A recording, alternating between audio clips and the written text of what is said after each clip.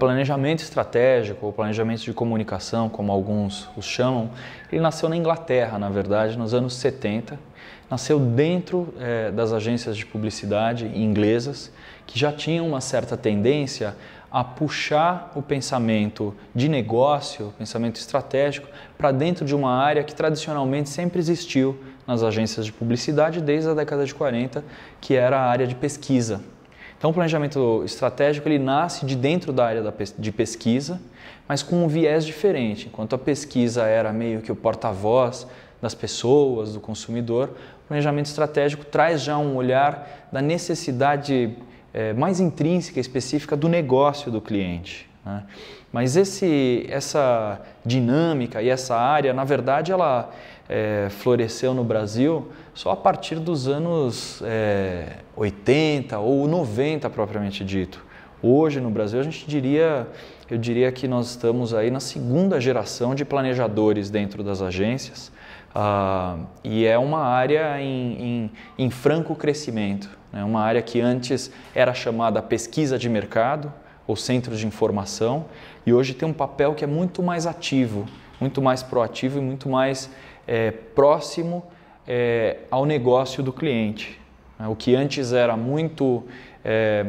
voltado só para o comportamento de consumo e dos consumidores, e aquelas informações eram usadas como matéria-prima criativa, hoje o planejamento estratégico está olhando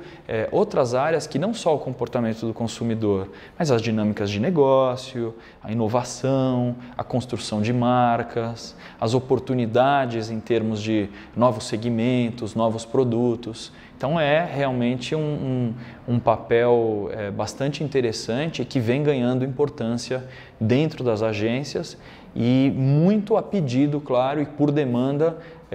dos clientes, das empresas, sobretudo as internacionais, as multinacionais, que já estão mais habituadas ao trabalho do planejamento. Elas já têm um contato e uma dinâmica que vem, como eu comentei, já da década de 70.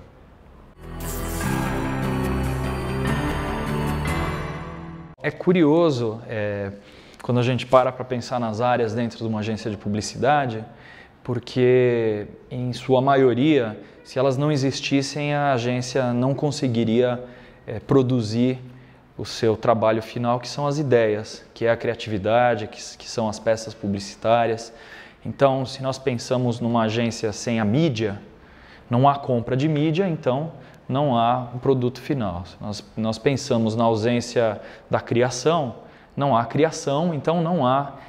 o produto criativo final. E o atendimento, que é outra área, se ele não existisse, não existiria a coordenação, o fluxo das informações não aconteceria e a agência não conseguiria andar, né? Não existiria o interface entre a agência e o cliente. Mas, se a gente pensa no planejamento, teoricamente, se o planejamento não existisse, uma agência consegue caminhar e funcionar com as próprias pernas, desde que haja um bom criativo, um bom profissional de mídia e um bom atendimento. O que o planejamento acaba trazendo para uma agência é a qualidade e a assertividade do produto final. Ou seja, o planejamento se utiliza das informações disponíveis no mercado, no cliente, enfim, na vida das pessoas para melhorar a qualidade do produto criativo final e, mais recentemente também, para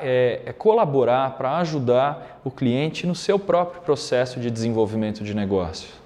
Nesse sentido, o planejamento ele tem uma posição privilegiada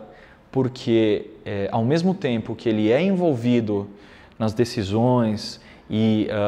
digamos, nas discussões mais estratégicas do negócio do cliente, por exemplo, o desenvolvimento de um novo produto, a expansão de negócios para uma nova região ou para um novo perfil socioeconômico de consumidor, o planejamento ele é envolvido, mas ao mesmo tempo ele é um elemento, um agente de fora da empresa. Então, nesse sentido, ele consegue ter, digamos, o frescor do olhar que permite que muitas vezes um cliente, por estar tão absorto, tão imerso na dinâmica do seu negócio, talvez não enxergue. E o planejamento ele acaba, então, traduzindo essas informações, esse conhecimento de negócio, de mercado, e traduzindo isso em oportunidades criativas para dentro da agência. Ele funciona quase como um intérprete que pega aqueles dados duros, macros, quantitativos do mercado e transforma e traduz isso em uma provocação criativa que vai ser o produto final de uma agência.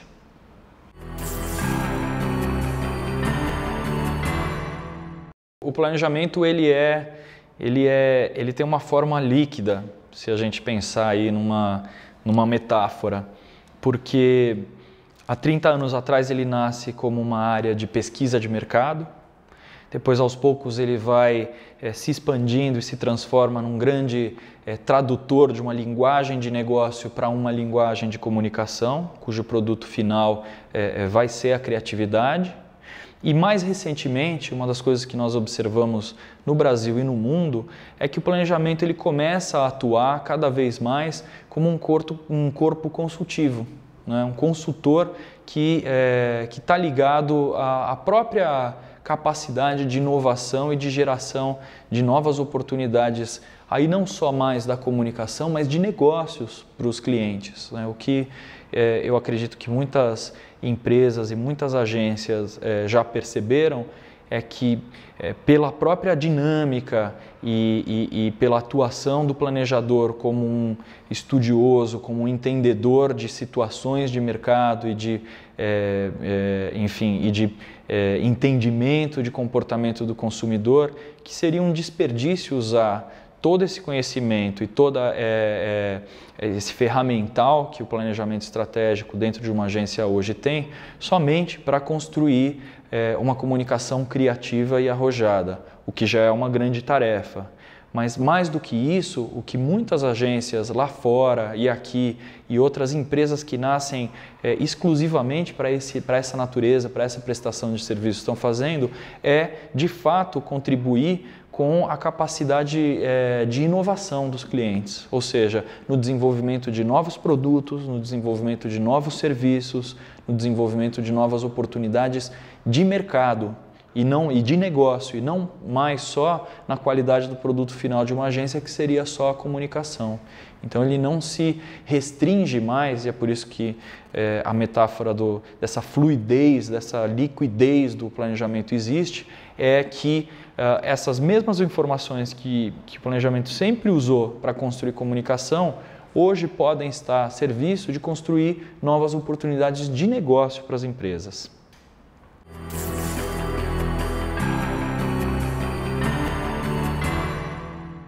O Bootcamp ele surge nos Estados Unidos, eu não saberia precisar há quantos anos, mas a origem dele é uma origem militar, é uma metodologia de treinamento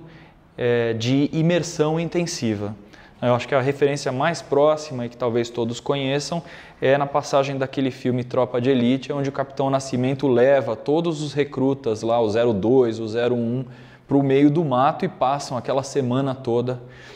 fazendo aquele treinamento muito intensivo. É lógico que o bootcamp de planejamento daqui da escola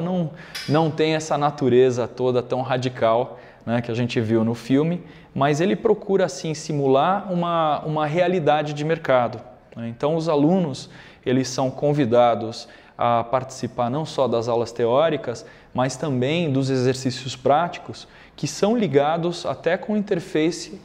dos outros cursos da escola, que são os cursos de criação, né? Então, a vida do planejador lá fora, na realidade das agências, é uma vida de construção de ideias e de troca muito intensa com a equipe criativa, com a equipe de mídia. Então, nós quisemos trazer para dentro do curso essa dinâmica. Então, há uma interface do bootcamp, do curso Bootcamp de Planejamento, com os outros cursos de criação, onde cada exercício, e um deles é proposto por um cliente real,